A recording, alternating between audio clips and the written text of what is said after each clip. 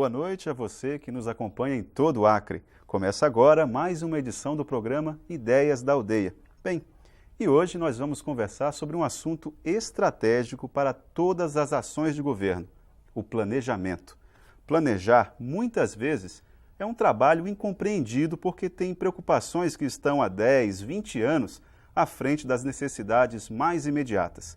E é para falar dessa estratégia de planejamento nas políticas governamentais que conversamos agora com Marcos Alexandre, secretário executivo de Planejamento e Desenvolvimento Econômico Sustentável. Boa noite, Marcos. Boa noite, tá? Prazer tê-lo aqui no Ideias da Aldeia. Prazer é todo nosso. Queria agradecer toda a equipe aqui da TV Aldeia, dizer que toda vez que a gente vem aqui na TV ou na rádio é um ambiente muito agradável, né? Um alto astral muito importante, que é com muito prazer que a gente está aqui hoje dando prestando essas informações, né? O secretário Gilberto já esteve, né, em outras oportunidades e a gente tem acompanhado a evolução da TV desde a época do planejamento, quando fizemos o programa que a gente contratou junto ao BNDES, né, uma operação de criar junto ao BNDES. Então, desde essa oportunidade, a gente vem sonhando com a TV, acompanhando a equipe toda na estruturação e ter vindo aqui hoje, estar aqui e ver toda essa estrutura, realmente com grande orgulho que a gente tem vindo. A TV já é o resultado de um planejamento, né? Sem dúvida. Mas, Marcos, vamos começar a nossa conversa tentando mostrar a importância de planejar. É difícil planejar? Antes de agir, qual a importância de planejar? Olha, tá, o que se ganha com isso? O que se ganha? Em tudo na nossa vida nós temos que ter planejamento. Temos que ter desde o planejamento familiar, né? Planejamento das nossas economias, das aplicações dos nossos recursos, um planejamento da nossa vida profissional e, no caso nosso aqui do Estado, um planejamento para você ter as ações coordenadas, integradas, né, dentro de um plano que hoje, desde 99, coordenado aí pelo governador e toda a equipe, nós temos o planejamento do desenvolvimento sustentável, ou seja, nós temos um grande plano, né, para o Acre, que tem a participação da sociedade, do setor privado, de diversos órgãos, parceiros, né, bancos, a equipe, a sociedade civil organizada. Você tem um grande plano e você tem que planejar as ações dentro das possibilidades que o Estado tem. A aplicação dos recursos, a busca de parcerias, né? O planejamento é uma forma de você ter ações integradas, ações coordenadas, né? E galgando cada vez mais os espaços e dando um passo à frente de forma que você, na medida em que avance, esse avanço seja um avanço consolidado, que você não tenha que, no futuro próximo, estar construindo um projeto que não tenha sustentação. Então, o planejamento lhe dá essa possibilidade de você estar construindo um futuro, mas consolidando o presente. O perigo de estabelecer metas e planejamentos sem consultar a comunidade, sem consultar as bases. Qual o risco que se corre? O risco que se corre é de você estar construindo um plano, um programa, onde ele não está de acordo, em conformidade com as demandas da população. Você não pode pensar ou estabelecer metas e projetos desassociados à realidade do Estado. E aí é importante citar o trabalho que foi feito em 99 e 2000, no início do mandato, do zoneamento ecológico e econômico. O zoneamento foi, talvez, naquele período, o maior instrumento nosso de planejamento, porque ele tirou um retrato do Estado. Olha, aqui estão os potenciais produtivos, aqui nós temos a ocupação da população, a população está dispersa dessa forma, aqui são os núcleos urbanos, os núcleos rurais, aqui nós temos que investir em infraestrutura, aqui nós temos que investir em saúde, em educação. O zoneamento tirou um grande retrato, vamos dizer assim, naquele momento do Estado, e o que proporcionou que, a partir de então, as políticas todas estivessem coordenadas e orientadas por um plano, né, que é o nosso plano de desenvolvimento sustentável. O zoneamento está sendo aperfeiçoado agora, muito bem coordenado pela equipe do meio ambiente, o professor Edgar, e conta com o apoio de todos. O zoneamento foi um trabalho que contou com a participação fundamental da sociedade, então diversos encontros, palestras, debates foram realizados para que a gente chegasse no documento final do zoneamento, se não me engano, no ano 2000. Né? A partir de então, o zoneamento vem sendo aperfeiçoado. Porque o zoneamento não pode ser um documento fechado, ele tem que ser um pacto da sociedade. Todos temos que acreditar que os potenciais produtivos são esses, que a necessidade de investimentos em infraestrutura são essas, né? Nesse aspecto, então, o planejamento para o desenvolvimento de todas essas ações que nós temos vendo nos últimos anos, contou com um papel importante do zoneamento, do qual a sociedade toda participou, né? Foi difícil para algumas comunidades aceitar, por exemplo, que pelo diagnóstico estabelecido no zoneamento, determinadas regiões, olha, você aqui não pode ter boi, você aqui vai ter que trabalhar exclusivamente com agricultura, ou aqui você não pode ter pecuária, você aqui vai trabalhar com extrativismo, porque o solo é assim, assim, assado. Foi difícil para aceitar, algumas comunidades aceitar essa situação, ou isso não, isso já partiu da própria comunidade e o zoneamento foi harmônico desde o início? Olha, a ideia sempre foi, né, que fosse harmônico. Claro que você tem algumas pessoas, algumas participações que estão mais interessadas, de repente, no interesse individual do que o interesse coletivo. A gente tem isso, né? Não podemos negar.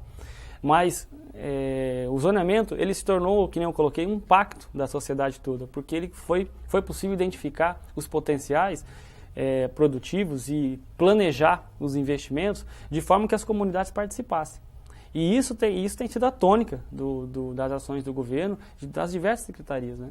Uma orientação muito clara é essa, de qualquer ação que seja feita, que seja envolvido o representante da comunidade, que seja ouvida a comunidade, né? Que sejam promovidas encontros, reuniões e discussão com a comunidade ou com a sociedade do município, a prefeitura, né, quem representa mesmo a sociedade, para que a gente não tenha uma ação do governo para a sociedade, né, mas uma ação construída com a sociedade, com as pessoas. Né.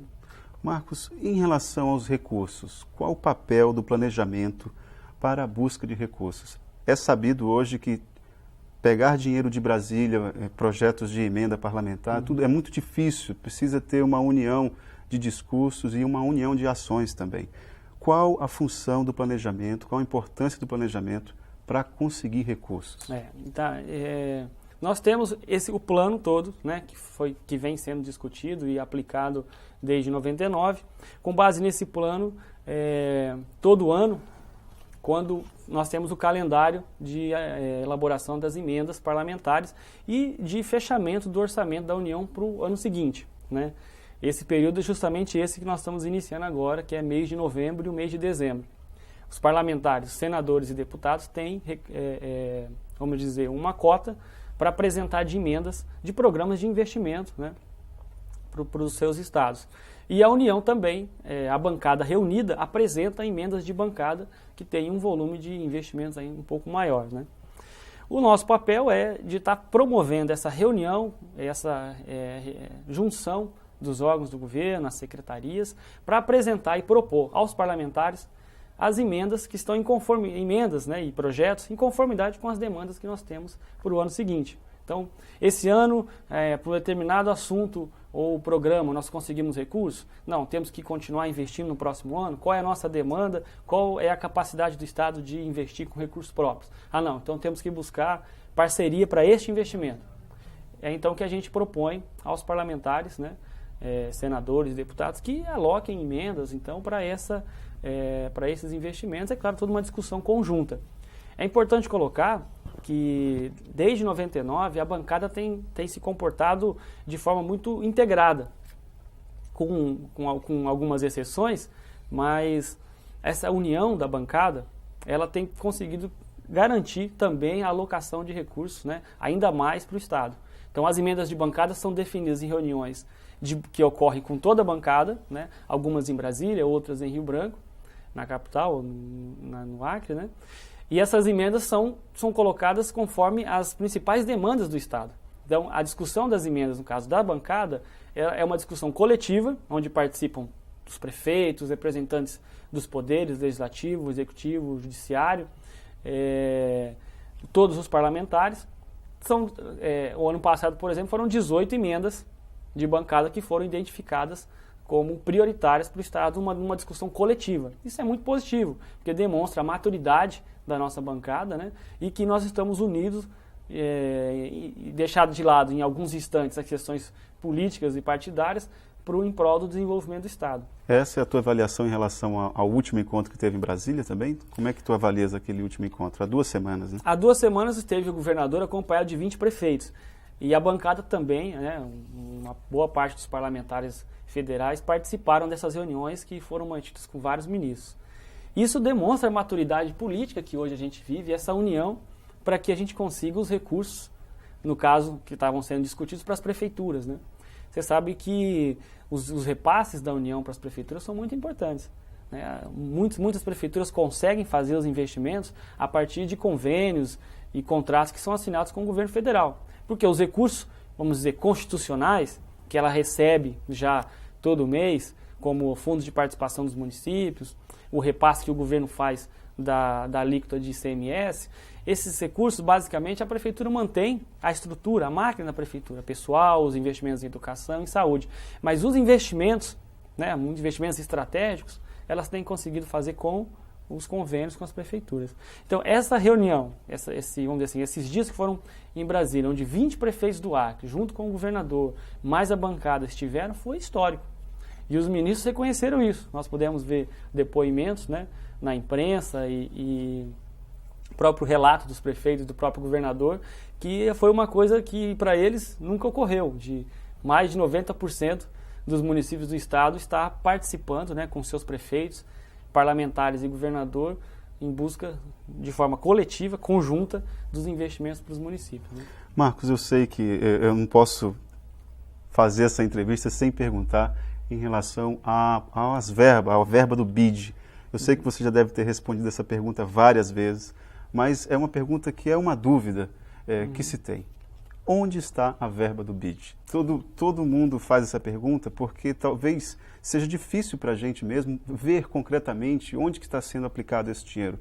O que existe hoje no governo do estado do Acre que já são medidas, resultados da verba do BID? Olha, tá, o projeto do BID foi um projeto muito debatido, né?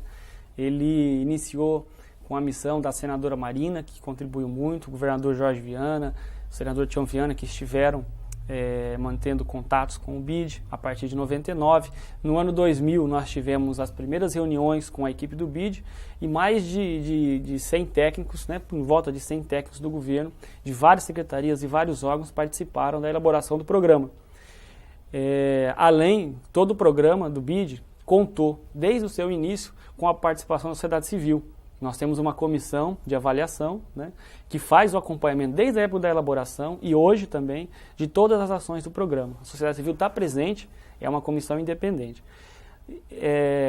No ano 2000, 2001, em 2002 o contrato, nós assinamos o contrato com o BID, num tempo recorde de aprovação. Proposta e aprovação. Para o BID isso foi um tempo recorde de um ente público, né, no caso o Estado, ter conseguido a aprovação desse contrato. As ações começaram, né, eu posso citar algumas ações importantes que estão em andamento do programa. É um programa que tem uma conotação mais voltada para o movimento da economia. Então é um programa que está voltado mais para o desenvolvimento econômico na área florestal. Então às vezes é um programa que não está tão à vista, não está tão próximo das pessoas, porque você não está vendo sendo edificada uma grande obra, né? Por exemplo, como é o caso do apoio que a gente tem do BNDES com as obras aqui na capital e no interior, né? Então é um programa que mexe mais com a economia do Estado. Posso citar algumas ações importantes, como a pavimentação da BR-364 entre o Rio Liberdade e o Igarapé-Santa Fé, que fica entre Tarauacá e Cruzeiro do Sul. São 70 quilômetros que estão sendo construídos, né, nesses trechos que eu coloquei, com o apoio do Banco Interamericano. Nós temos também recursos do governo federal, do DENIT, e recursos do Estado. Ao todo, nesse trecho, estão sendo feitos 120 quilômetros. Desses 120, 70 estão no contrato que a gente tem com o BID. Os outros 50 é uma parceria que o governo do Acre tem com o governo federal. Não podemos negar que o governo federal também nos ajuda nessa parceria junto com o BID, porque o governo federal é um avalista do contrato. Com esses 70 quilômetros mais os 50 quilômetros, o planejamento é deixar até o próximo ano, dezembro de 2006, concluído o trecho entre Tarauacá e Cruzeiro do Sul. Nós fizemos Feijó-Tarauacá, 44 quilômetros, e agora com esses recursos do BID, com apoio do BID, com apoio do governo federal e os recursos do Estado, a gente concluir até dezembro do próximo ano, até Cruzeiro do Sul. Então essa é uma atividade. Outras atividades que eu posso citar aqui na capital: a construção da nova sede do Instituto de Defesa Agropecuária e Florestal, o IDAF, que fica lá na Vila Acre. Quem for a Vila Acre, passando um pouco o Parque de Exposições à direita, vai ver a sede do IDAF. São os investimentos do programa. À esquerda, bem em frente à sede do IDAF, nós temos a construção de um viveiro de mudas, que também está apoiado pelo BID, e nós vamos ter condições até o final do ano de iniciar a produção de até 4 milhões de mudas por ano. O viveiro conta com apoio também do BNDES, né, mas é um programa que foi capitaneado junto ao BID. Um outro investimento aqui na capital, por exemplo, é a implantação do núcleo de extensão florestal, que fica na CEATER. É um núcleo que vai congregar toda a extensão florestal nosso do estado. Ou seja, o governo hoje tem uma equipe de extensionistas.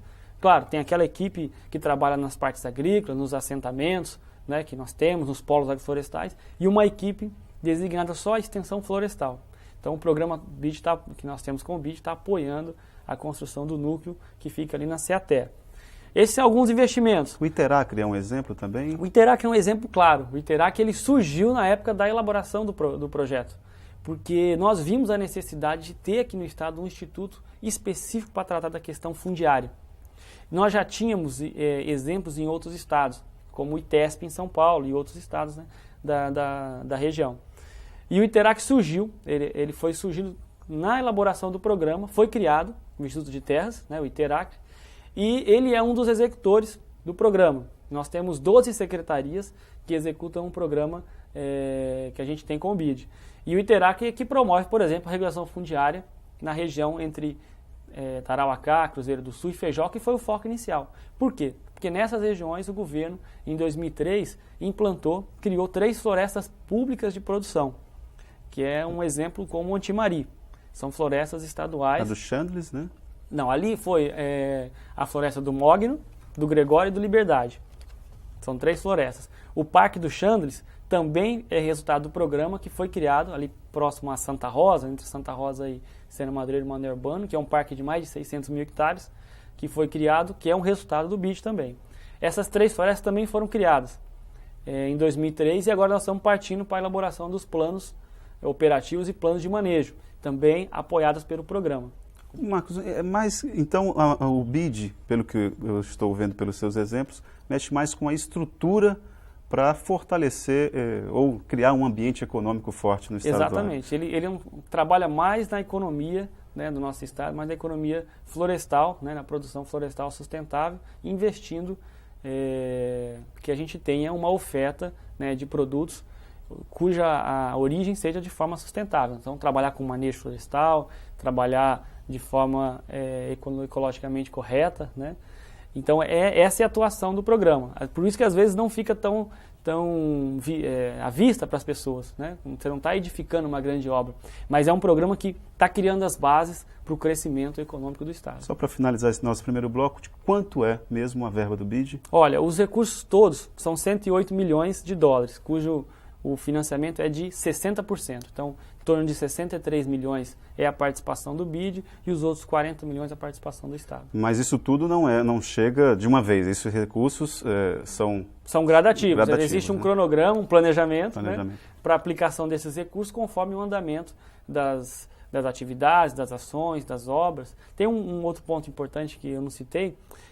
O BID também atua na promoção dos negócios.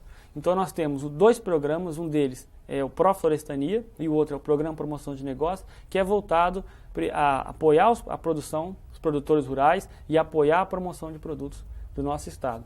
O Pró-Florestania é coordenado pela Secretaria de Extrativismo e Produção Familiar, a CEPROF, e o Promoção de Negócios pela CEPLANDES, né, e a Agência de Negócios. Então, programas, agência de negócios, você pode verificar as ações na farinha, na castanha, o Pró-Florestania num financiamento direto ao produtor rural. Então, o BID atua mais na economia do estado e nós temos assim diversas ações, né, que estão sendo implantadas. Marcos, nós vamos fazer um breve intervalo e voltamos em instantes. Ok. O Ideias da Aldeia volta após o intervalo.